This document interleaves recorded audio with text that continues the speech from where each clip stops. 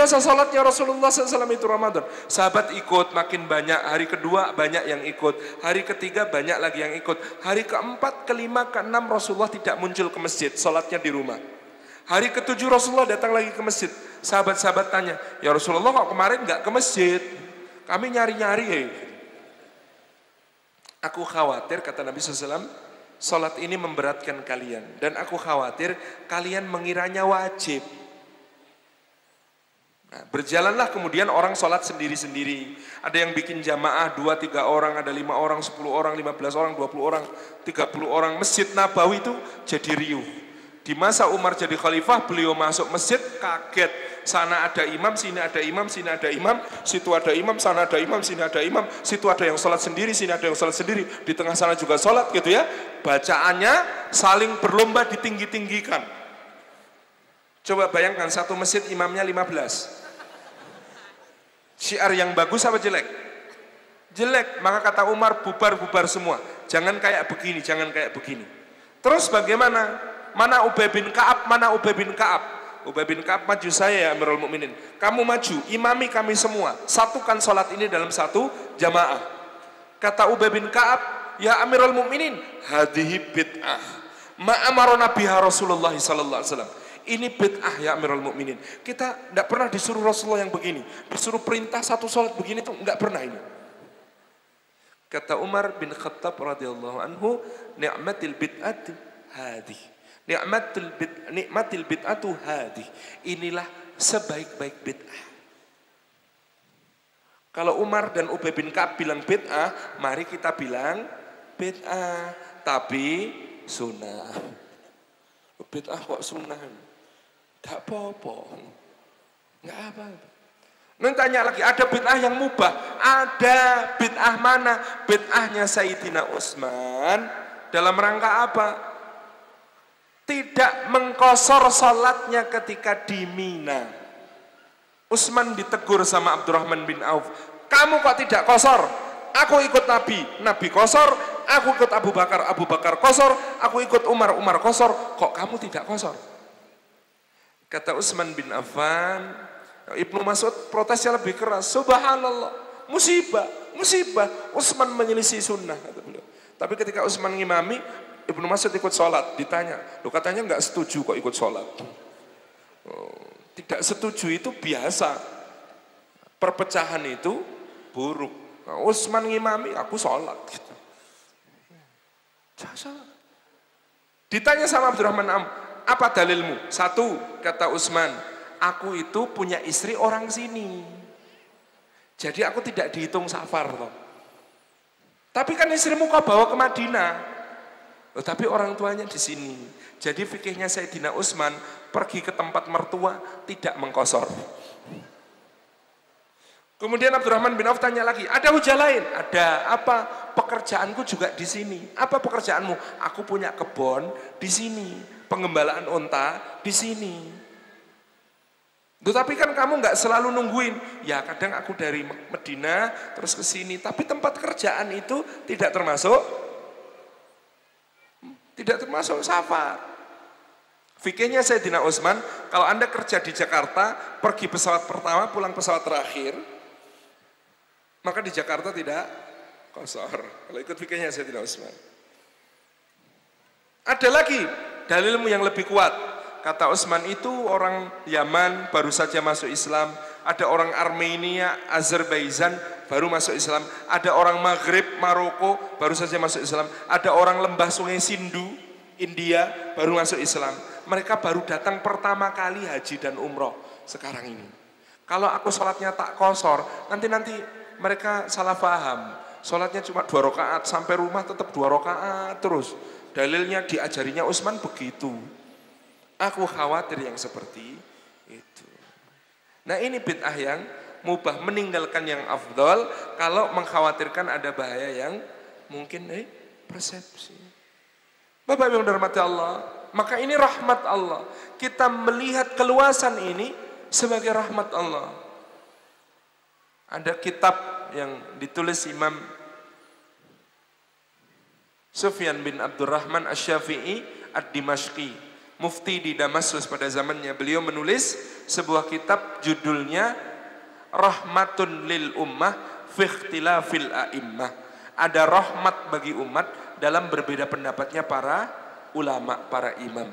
Kalau yang berbeda pendapat ulama dan para imam itu rahmat. Tapi kalau yang berbeda pendapat level kita-kita, nah itu tawuran. Ini bedanya. Maka yang berbeda pendapat ulama, kita milih pendapat ulama dan tidak usah rame-ramean. Yang penting ikut ulama, jangan ikut ubaru. Nah, kalau saya termasuk bukan ulama, jadi ubaru. Ikutlah ulama, jangan ikut ubaru. Gitu. Paham, Mbak? Paham ya? Jadi ini, kadang-kadang kita melihat pertikaian di masyarakat. Sumbernya mana tahu? Sumbernya cuma falsafah kecil dalam mengikuti Nabi Sallallahu Alaihi Wasallam. Kita ini beragama itu taat atau adab. Sebagian saudara kita itu cenderung taat, sebagian saudara yang lain cenderung adab. Yang taat, Nabi itu ngajarinya begini, nggak usah ditambah-tambahi. Allahumma sholli ala Muhammad, ya Allahumma sholli ala Muhammad, nggak usah ditambahi apa-apa. Taat ya taat gitu. Sebagian saudara yang lain itu punya kecenderungan adab.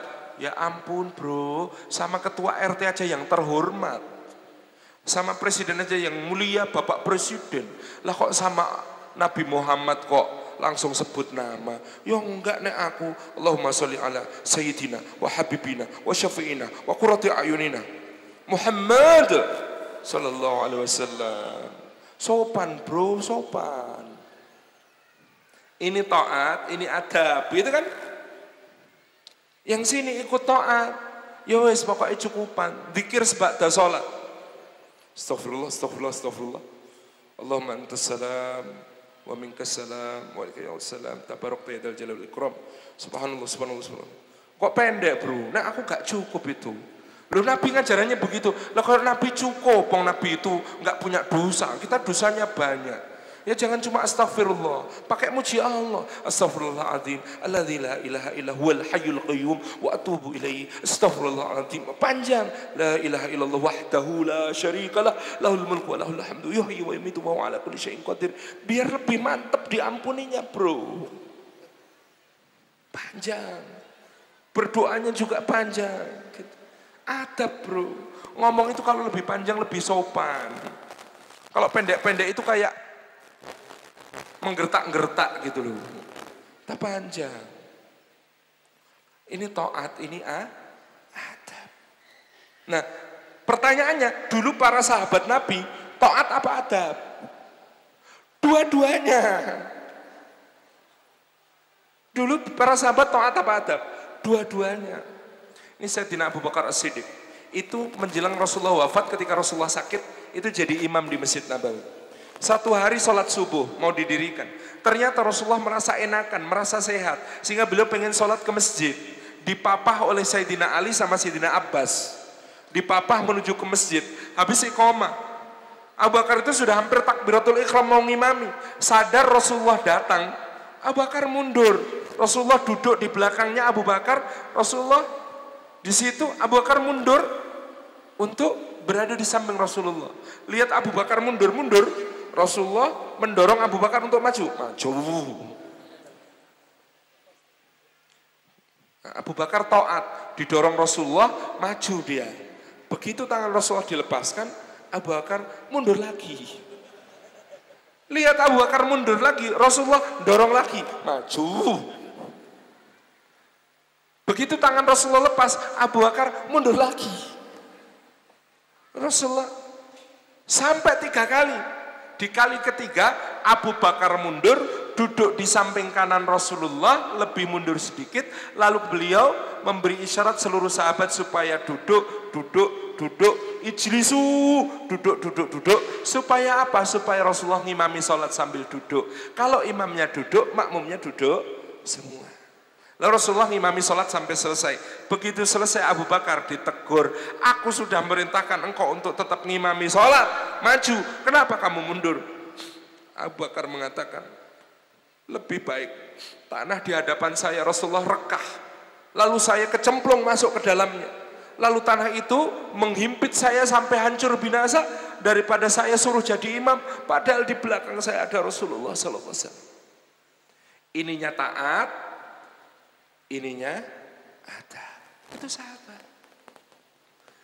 Ibnu Abbas itu ikut sholat Rasulullah yang tadi, Al-Baqarah, Ali Imran.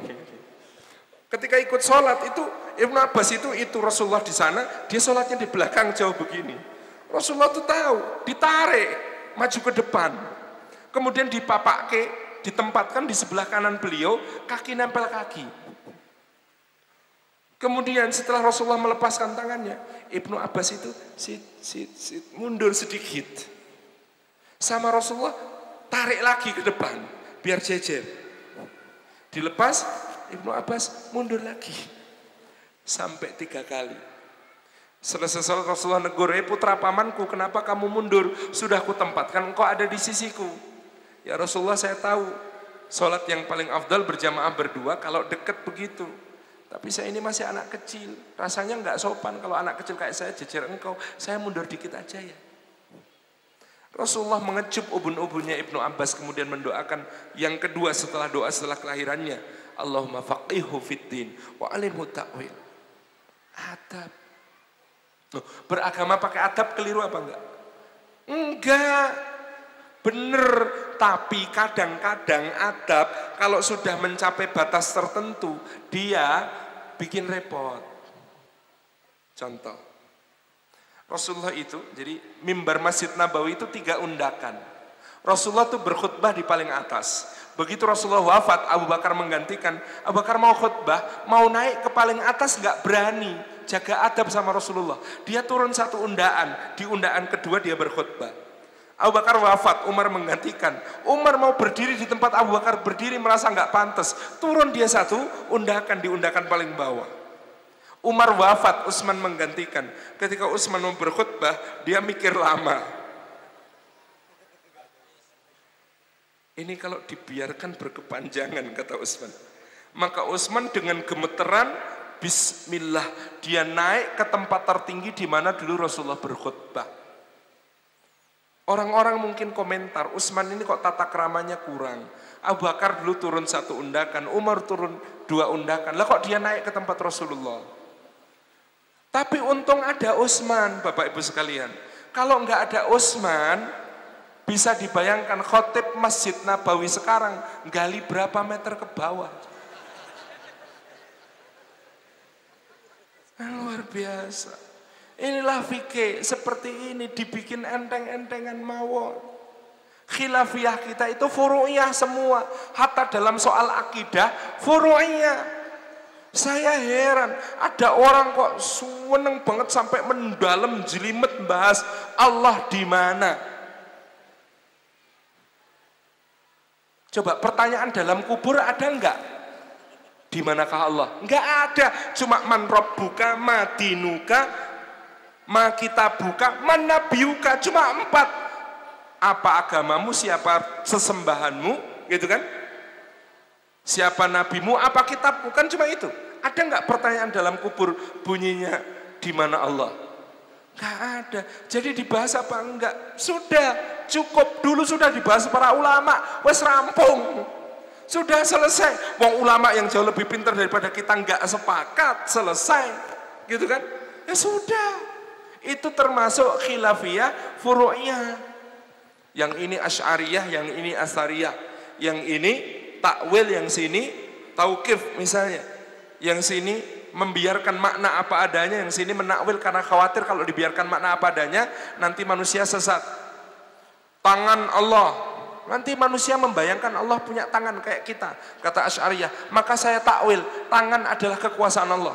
Yang sini juga bilang jangan ditakwil bro, nanti orang keliru paham. Ya kalau takwilnya benar, kalau keliru gimana? Tangan ya tangan, nggak usah diarti-artikan lagi. Tangan. Ya tapi kebayang ya bro, kalau dibilang tangan itu ya kebayangnya kayak tangan orang. Tak takwil loh bro. Wajah Allah. Nanti orang kebayang Allah punya wajah kayak manusia punya wajah. Padahal laisa kamitslihi syai'un. Padahal Allah itu tidak ada yang serupa dengan dia. Piye yo? Wajah aja. Enggak usah dimaknai macam-macam kata yang sini. Kata yang sini, enggak wajah mau saya maknai ridho Allah. Mencari wajah Allah itu mencari ridho Allah. Kan ini furu'iyah. Usulnya apa? Kita tetap yakin Allahu la ilaha illa huwal hayyul qayyum la ta'khudhuhu sinatun wa laun lahu ma fis samawati wa ma fil ardh man dhal ladzi yashfa'u 'indahu illa bi idhnihi ya'lamu ma baina aydihim wa ma khalfahum wa la yuhituna bi syai'in min 'ilmihi illa bima syaa' wasi'a kursiyyuhus samawati wal ardh wa la ya'uduhu hifdhuhuma wa huwal 'aliyyul 'azim. Sepakat di situ, selesai. Ini rahmah. Maka kita ngaji itu makin rahmah. Ya Allah, ya Allah, lihat orang itu. Kata Nabi SAW, la yu'minu ahadukum hatta yuhibba li akhihi ma yuhibbu li nafsi. Tidak beriman salah seorang di antara kalian sampai dia cintai untuk saudaranya apa yang dia cintai untuk dirinya sendiri. Kalau kita lihat orang, kita senang pengen masuk surga. Kita pengen dia juga ikut masuk surga.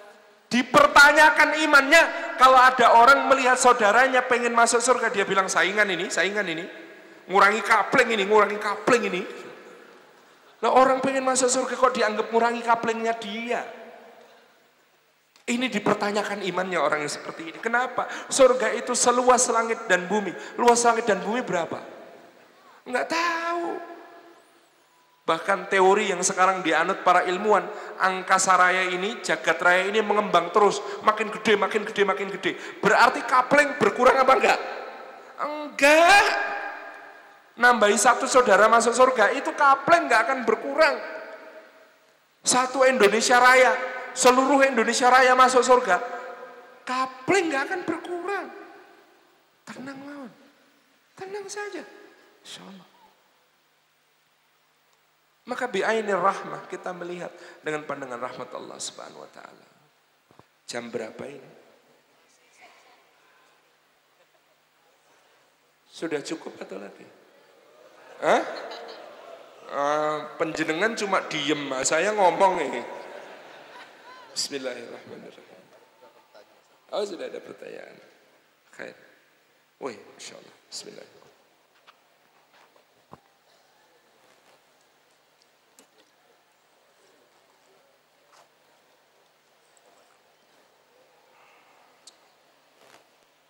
Ini baru satu bahasan ya, dari 4 keutamaan ngaji. Rahmah, kita belum bahas malaikah, kita belum bahas sakinah, kita belum bahas wa dzakarahumullahu fiman indah. Lain waktu insyaallah karena pertanyaan sudah banyak. Bagaimana cara mengambil hati calon mertua? Yo jangan diambil hatinya, bahaya. Ngambil anaknya aja, hatinya nggak usah ya. Calon ya, masih calon ya, belum mertua ya.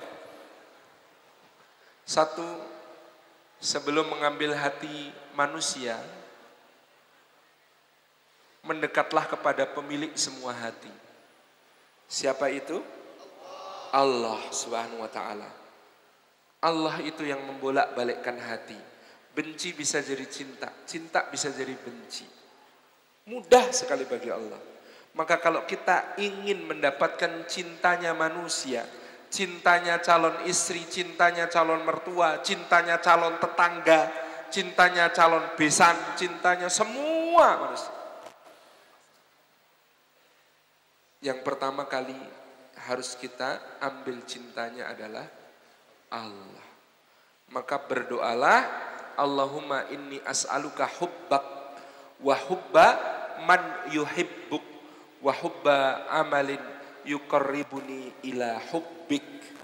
Ya Allah, aku minta cintamu dan aku minta cintanya orang yang mencintaimu dan aku minta cinta kepada amal yang mendekatkan diriku kepada cintamu. Ini doa paling romantis. Allahumma inni as'aluka hubbak wa hubba man yuhibbuk wa hubba amalin yuqarribuni ila hubbik. Ya Allah, Aku minta cintamu, aku minta cinta orang yang mencintaimu, aku minta cinta untuk beramal sesuatu yang mendekatkanku kepada cintamu. Satu, cintanya Allah. Yang kedua, penuhi adab-adab Islam di dalam bergaul dengan beliau. Muliakan sebagai orang tua, berikan hadiah sebagai tanda cinta, bersikaplah ta'zim penuh kesopanan, jujurlah kepadanya, baik di dalam berbagai hal yang menjadi ukuran kebaikan baginya. Cukup insyaallah. Bagaimana cara kita hijrah dengan kafah? Saya pengen cari ilmu sampai S2, tapi saya tahu kalau setengah kesempurnaan agama adalah dengan nikah. Bagaimana ya sebaiknya menuntut ilmu dulu atau nikah dulu? Sianida, siap nikah muda. Satu, hijrah itu ada yang ditinggalkan, ada yang dituju. Maka kita perlu meninggalkan segala sesuatu yang menghalangi kita dari keridhaan Allah menuju segala sesuatu yang memudahkan kita mendapatkan keridhaan Allah. Apa bekalnya? Satu, tadhiyah, rela berkorban. Orang hijrah pasti ada yang ditinggalkan. Yang ditinggalkan itu biasanya memberi kenyamanan. Yang ditinggalkan itu biasanya menyenangkan. Yang ditinggalkan itu biasanya ngasih duit besar.